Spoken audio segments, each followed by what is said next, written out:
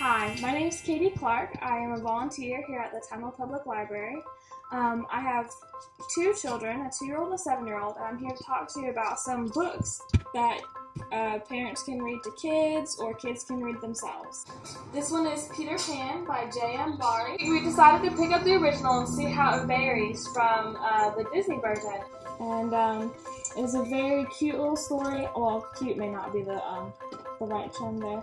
I'm sure everyone has seen the Disney version. I took a lot of elements and put it into the movie. It's a lot of fun.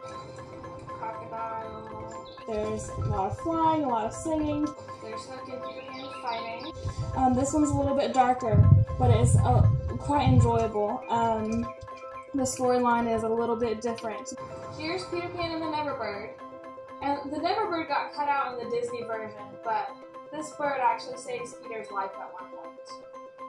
It is a little bit scarier, so I might recommend it for maybe kids 7 through 10 or something like that. Maybe 6, depending on your child, you know. But it is a very good read.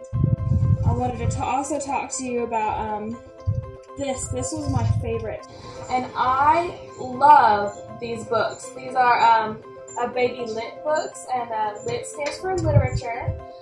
So we have these baby lit books, and there are tons of classics like Jane Austen's Pride and Prejudice and Sense and Sensibility, and they are adorable. This one's an adventure primer, so it's all about action. We learned that Peter Pan is flying, the Braves are hunting, the mermaids are playing,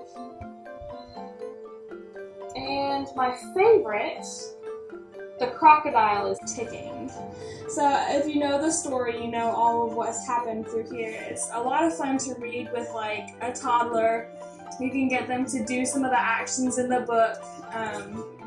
My little girl loves Peter Pan and Jake and the Neverland Pirates. So when I was searching the catalog and I found this one, I was like, I guess we have to pick that one up for her. So that's a good one.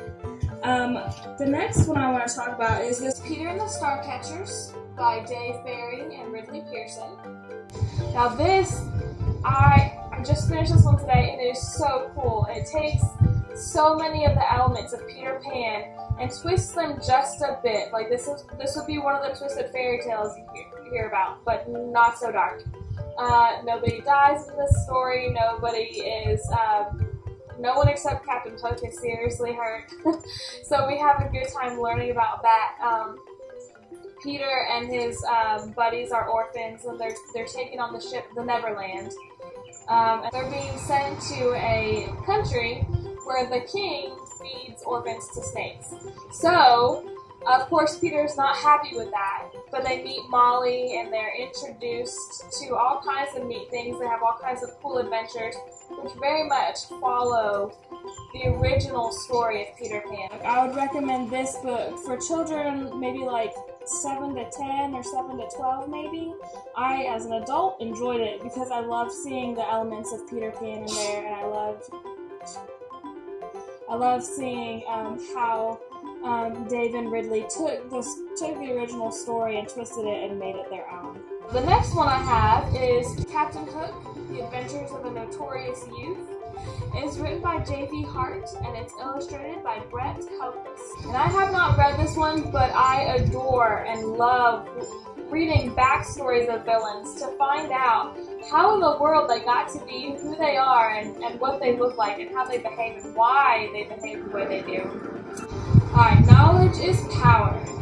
With his long black curls, a shadowy family tree, and an affinity for pet spiders, James Matthew bears little resemblance to his starched collar, blue-blooded peers at Eton. Dubbed King Jacks, he stops at nothing to become the most notorious underclassman in the prestigious school's history. So one of the things that I really liked about this is that the details, even just what he mentions in the front here, those are details that are mentioned in J.M. Barrie's book. So I'm looking forward to reading this one. I hope you guys do too. All 4 of these books are available in the Piedmont Library system, so be sure to go to your local library and check it out. And if they don't have it, of course, you can use the Pine system and get them sent to your library.